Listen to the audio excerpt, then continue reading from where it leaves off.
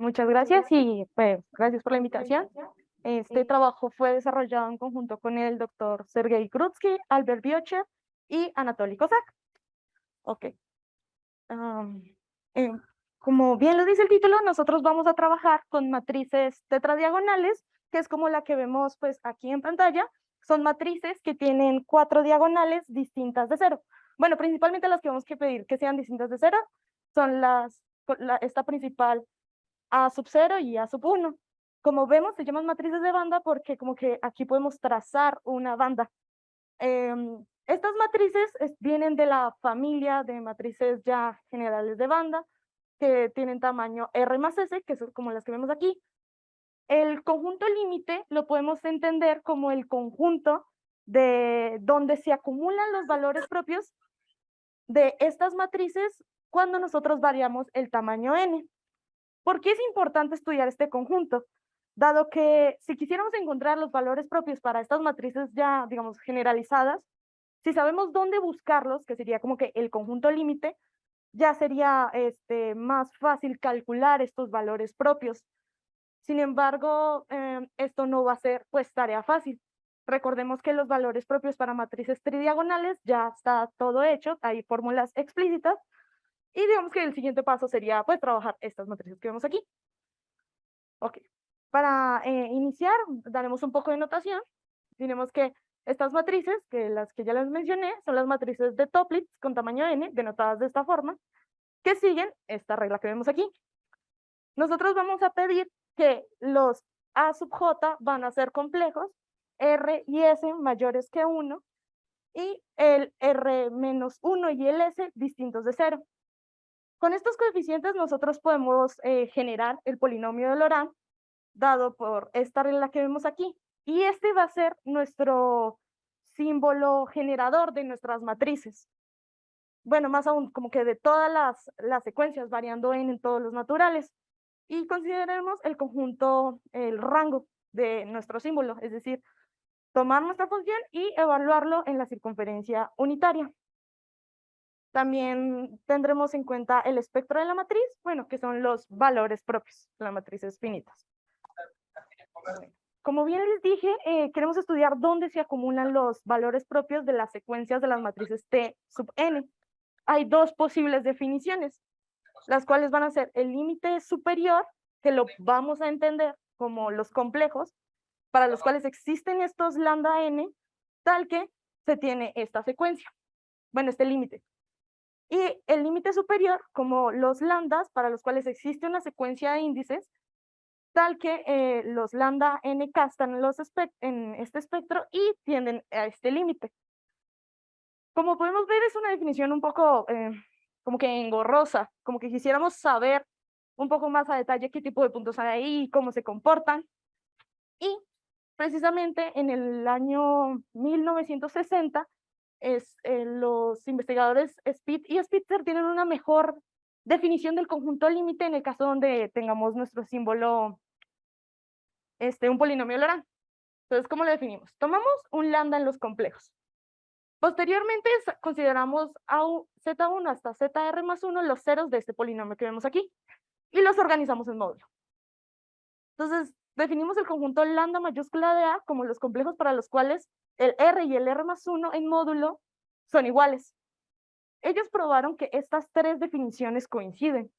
Entonces, como que ya tenemos como un paso más de cómo entender este conjunto. Más aún, ellos dieron más propiedades como topológicas de este conjunto. Entonces, para ello tenemos que recordar la matriz infinita de Toeplitz. Yo les definí que es una matriz finita, n por n, o sea, como que truncada, pero una matriz ya infinita es que se extiende a lo largo, o sea, ya no la vamos a truncar. Eso es a lo que me refiero. Y es bien sabido que cuando el símbolo es continuo, en el caso un polinomio Laurent, el espectro de ese operador, porque esto es un operador que actúa sobre L2, va a estar dado por este conjunto que vemos aquí. El símbolo de el rango de nuestro símbolo, unión, los puntos que no están en el rango para los cuales el Winding number es distinto de 0, de la curva A menos lambda. Entonces ellos se dieron cuenta que nuestro conjunto límite van a ser intersecciones de estos espectros con ρ entre 0 e infinito. donde A sub rho es este polinomio que vemos aquí. Es decir, este conjunto que vemos acá arriba, que son curvas cerradas y un montón de puntos en el espacio. Bueno, más aún. O sea, si el símbolo es algo así, o sea, esta curva es A de la circunferencia unitaria, los puntos del Weyl number que satisfacen esa condición son los que están acá adentro. Si los intersectamos, vamos a tener un montón de curvas y puntos en el espacio. Entonces eso nos dice como qué cosas hay ahí dentro. Bueno, en el caso si consideramos la matriz finita, acá digamos R igual a 1, S igual a 2 y N igual a 6, tenemos que la T sub 6 de A se comporta de esta forma y la de con A sub rho de esta forma. Es decir, podemos irnos de una matriz a otra multiplicando por una matriz diagonal. ¿Esto qué nos va a implicar? Que entonces los valores propios para las matrices finitas son iguales y por tanto sus conjuntos límites van a ser iguales. Esto nos va a servir más adelante. Ok, como bien les dije, vamos a tener como dos tipos de puntos. Diremos que un punto en el conjunto límite va a ser regular si al intersectarlo, o si tomamos una vecindad de ese punto y lo intersectamos con el conjunto límite, este nos va a dar un arco analítico. Es decir, si esta es como la vecindad y al intersectarlo nos da una curva por este estilo, pues todos los puntos que estén aquí en el interior van a ser simples. Y van a ser excepcionales, van a ser regulares, perdón, y van a ser excepcionales donde pase algo así, que si tenemos nuestra vecindad, van a ser o finales de arco o intersecciones de dos arcos. Ok. No, es que salió. Uy.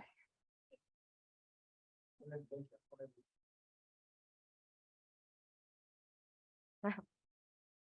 Ok, listo. Entonces, Speed y Spitzer encontraron que el conjunto límite va a ser unión finita de arcos junto con, disjuntos a pares y puntos excepcionales en el espacio. Más aún, no vamos a tener cosas aisladas. Entonces, esos arcos como que se intersectan o de alguna forma. Posteriormente, en 1967, Ullmann mostró que este conjunto es conexo. Entonces ya más o menos nos vamos dando una idea de cómo se podría comportar este conjunto. Ok. Teniendo en cuenta la primera definición, que era una especie de límite de los aspectos, nosotros estaríamos tentados a pensar que podríamos encontrar el conjunto límite si simplemente numéricamente calculamos los valores propios para un n suficientemente grande. Es decir, si nosotros los calculamos, puede pasar este tipo de cosas que vemos aquí. Si consideramos este símbolo, los puntos en azul que vemos son los valores propios encontrados a máquina. La curva roja es el espectro del operador, perdón, el rango.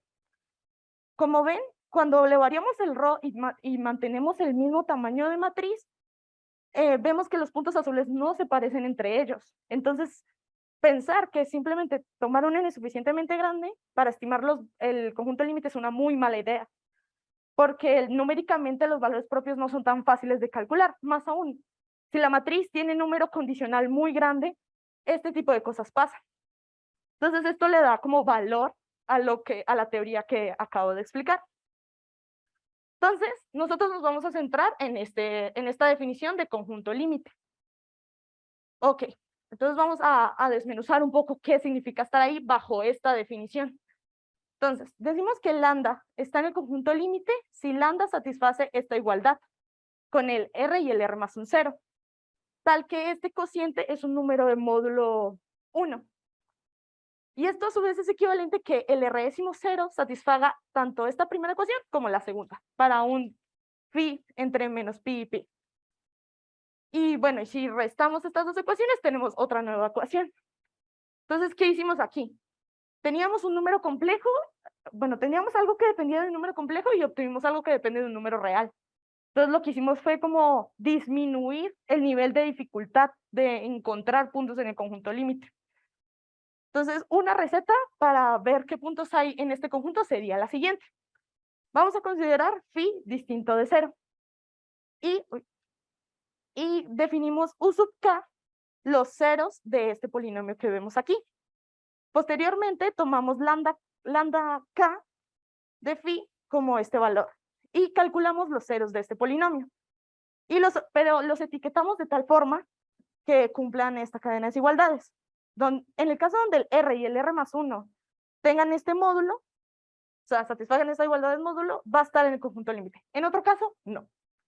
Bueno, ¿qué pasa cuando tomamos phi igual a 0? La ecuación a estudiar se transforma en la derivada de nuestro símbolo. Es decir, lo que vamos a estudiar son los ceros de la derivada.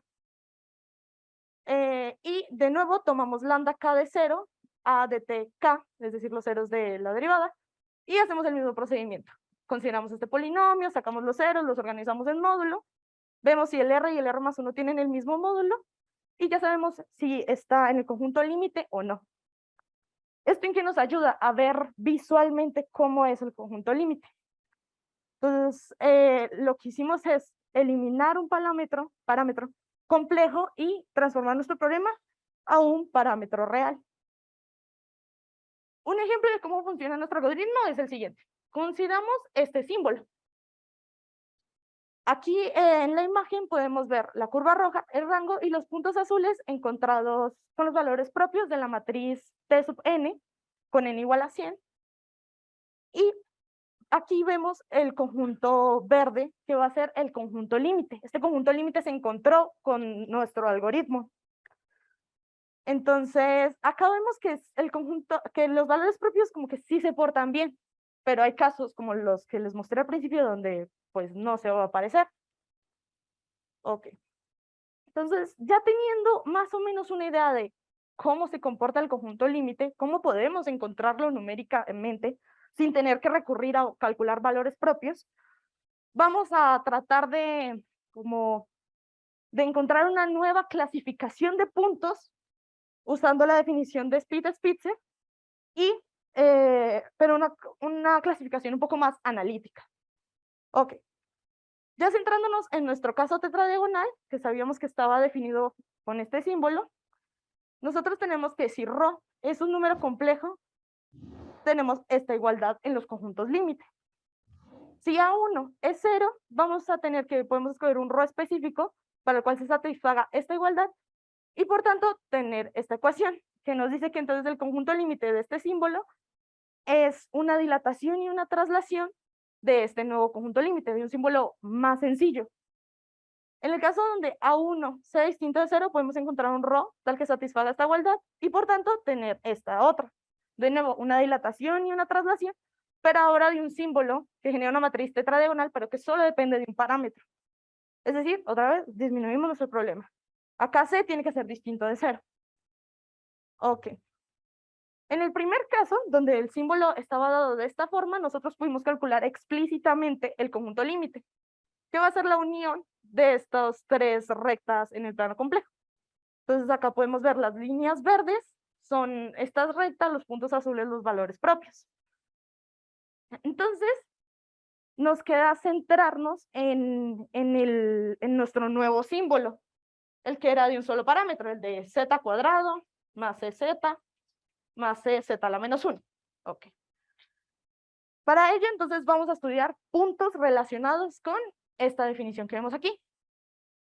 Diremos que lambda es un punto simple si este satisface la condición de estar en conjunto límite, o sea, esta igualdad, más no es el mismo número y las desigualdades antes de esta igualdad son estrictas. Ok, entonces, recordemos que nosotros ya teníamos una clasificación de los puntos, o son regulares, que son esta forma, o son excepcionales. Dimos otra nueva definición de puntos en el conjunto límite. Entonces la pregunta es, ¿o cuál de los dos es? La respuesta, vamos a verla a continuación. Consideremos este ejemplo. Tenemos este nuevo símbolo, lo expresamos en términos de sus raíces.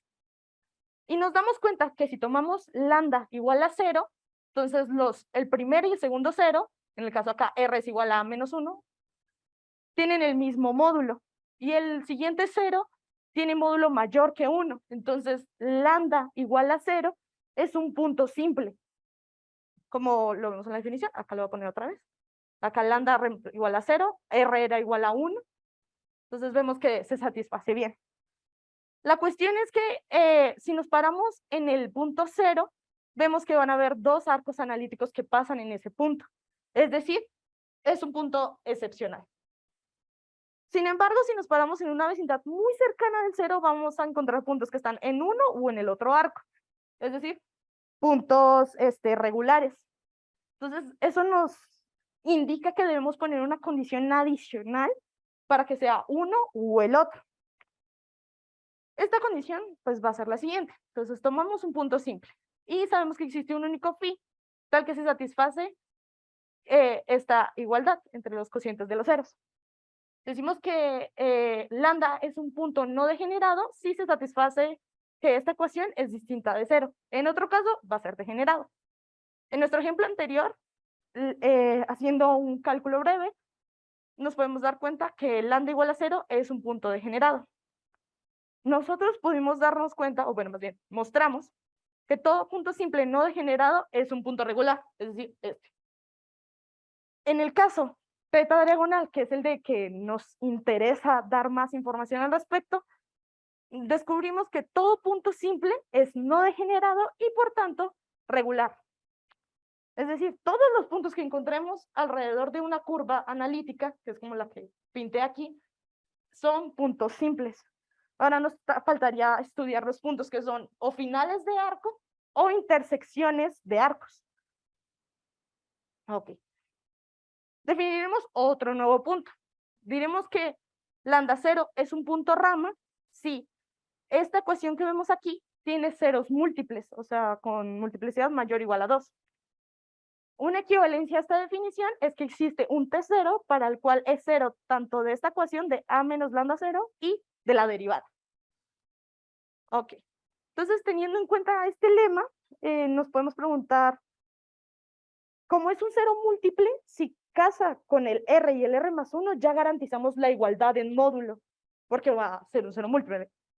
Entonces, nos interesaría saber qué condiciones tenemos para que un punto rama esté dentro del conjunto límite. Entonces, aquí tenemos una receta para encontrarlos. Primero, sacamos los ceros de la derivada de nuestro símbolo. Posteriormente, tomamos lambda j igual a de tj y consideramos los ceros de esta ecuación. Nos preguntamos, tj es menor o igual a z3 sub j, que es el tercer cero de esta ecuación. En el caso donde sí, el punto rama va a estar en el conjunto límite. En otro caso, no va a estar. Ok, como vemos en esta receta, hay tres posibles puntos rama que pueden estar dentro del conjunto límite como pueden que no. Nosotros quisiéramos saber cuántos hay, bajo qué condiciones hay. Ok, para eso veremos lo siguiente. Vamos a organizar los ceros de la derivada de nuestro símbolo de esta forma. Y utilizando las ecuaciones de Vieta para este polinomio, nos damos cuenta que para b, este es igual a t3 sobre t2, el parámetro c lo podemos escribir en términos de este nuevo parámetro b como este cociente, donde sigma está entre -1 y 1. Bueno, más bien puede tomar esos dos valores. Este parámetro b satisface que su parte real debe ser igual a mayor a un medio y en módulo 1 más b debe ser menor o igual a 1. Es decir, el parámetro b está en la región b o a, o sea, este pedacito que está aquí.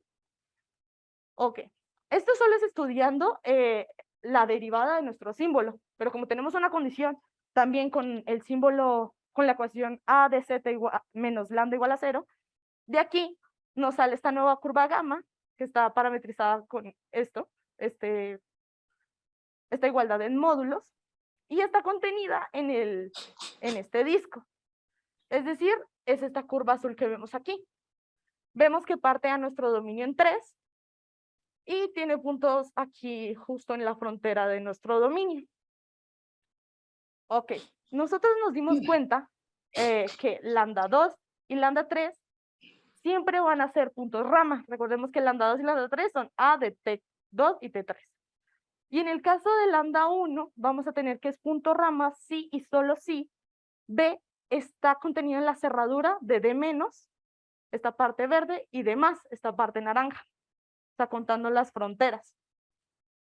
Ok, entonces ya sabemos bajo qué condiciones vamos a tener o 2 o 3 puntos rama, pero está en términos del parámetro b. Nosotros quisiéramos que estuviera en términos de nuestro parámetro C, para no tener más información. Ok. Entonces vamos a relacionar estos dos parámetros. Nosotros dijimos que ya había una relación entre ellos, que era esta igualdad que vemos aquí, entonces podemos generar ese mapeo que vemos ahí. Realmente son dos, porque sigma toma o más o menos.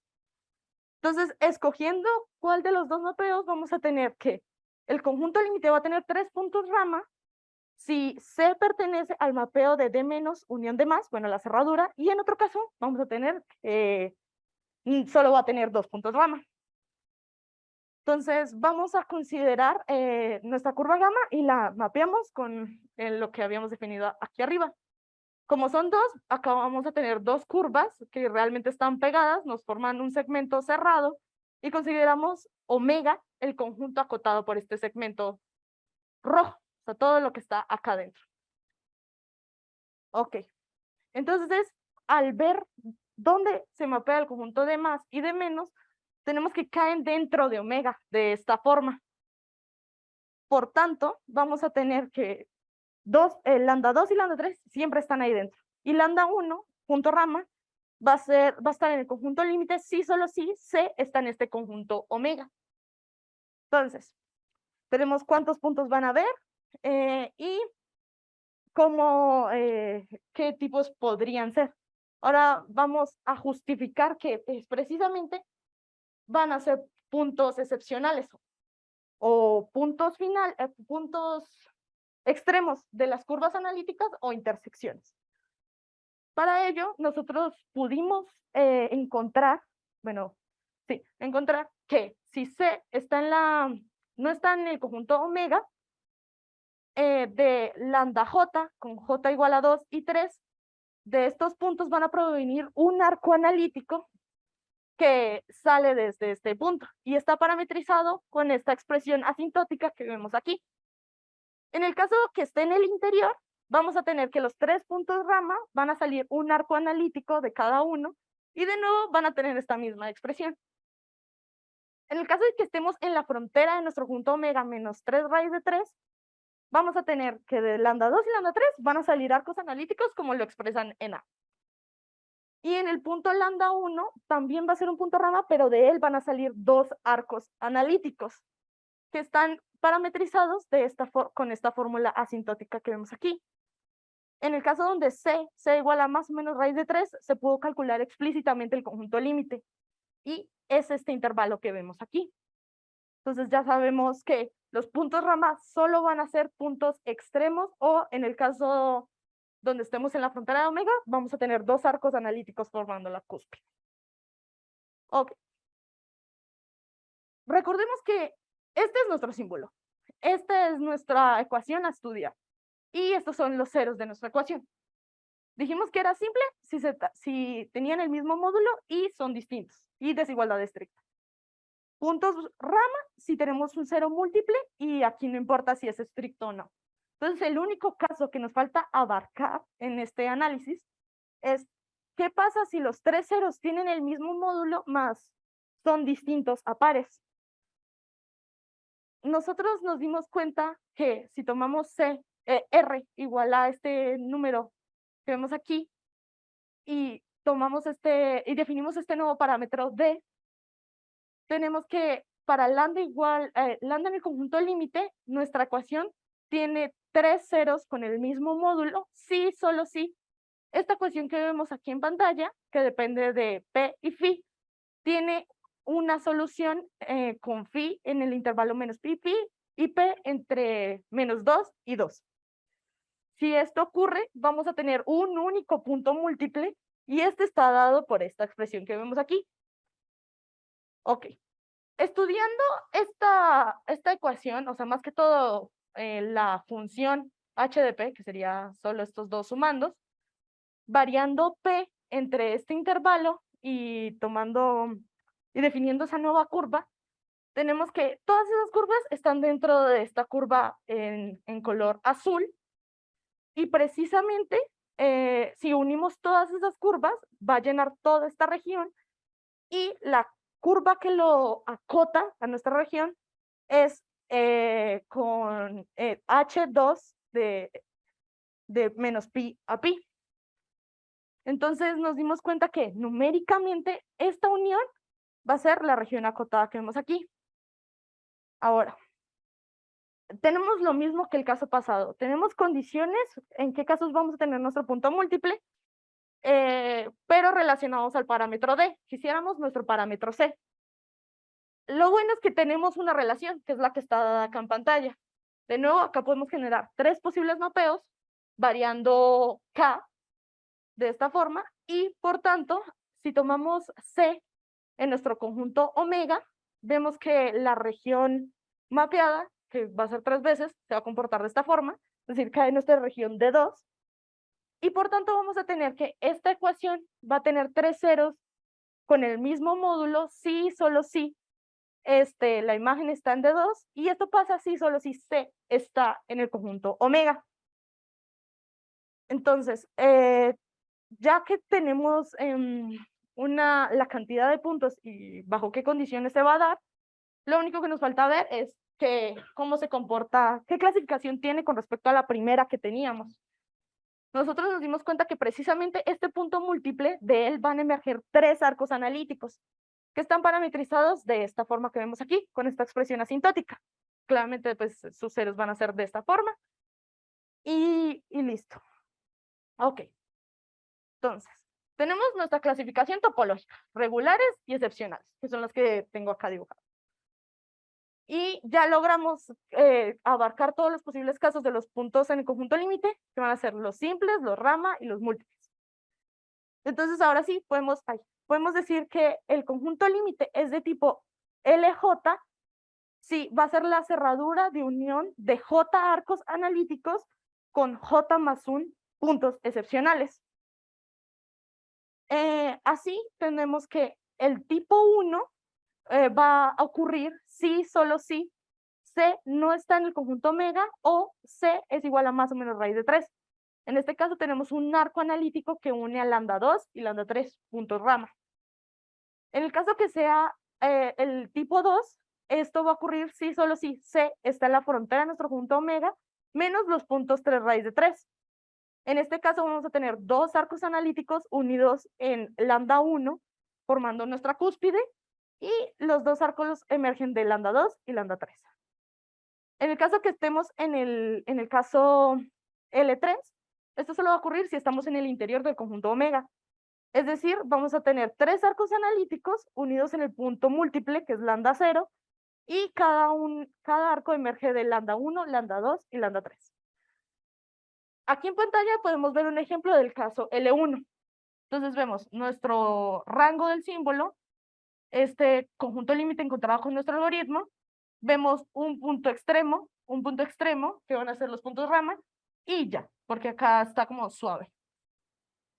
En el caso L2 vamos a tener un punto final, 2, 3, pero estos 3 van a ser los puntos rama, y acá vemos la cúspide. En el caso L igual a 3, vamos a tener 3 puntos finales, que son los que vemos aquí, y un punto que une a los 3 arcos, que va a ser el punto excepcional, el punto múltiple.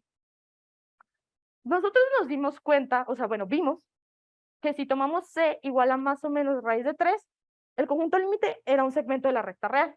Pero bueno, ¿pasará eso en otros casos?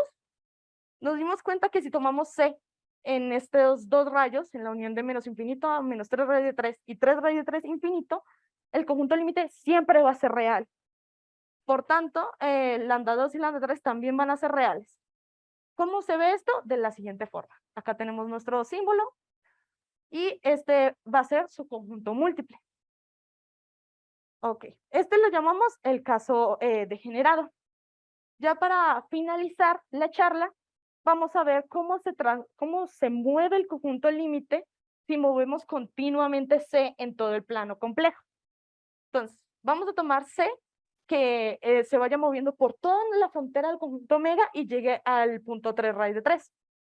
Entonces, como estamos en la frontera, 2 arcos analíticos unidos en una cúspide. A medida que nos vamos acercando al punto 3 raíz de 3, un punto rama va a colapsar al punto de la cúspide, de tal forma hasta que lleguemos a la línea recta. Ok, En el caso donde C esté en el interior de nuestro conjunto límite, y en este caso lo tomamos real, nos acercamos de nuevo al parámetro 3 raíz de 3, vemos, ya no se mueve. Ya, gracias.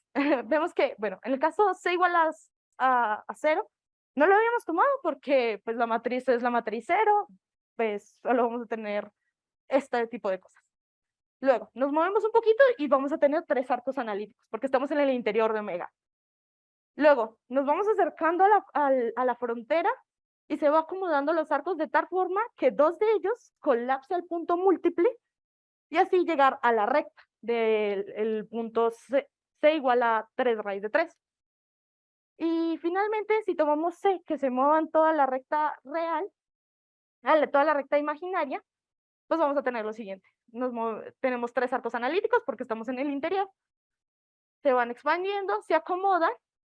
Aquí ya vemos que el punto múltiple está colapsando a un punto rama, de tal forma hasta llegar a la cúspide. Otra vez no funciona. Ok, hasta llegar acá a la cúspide, que esto ya está en la frontera, e inmediatamente salimos de la frontera, esa cúspide se tiene que suavizar y ya solo tener un arco analítico. Muchas gracias.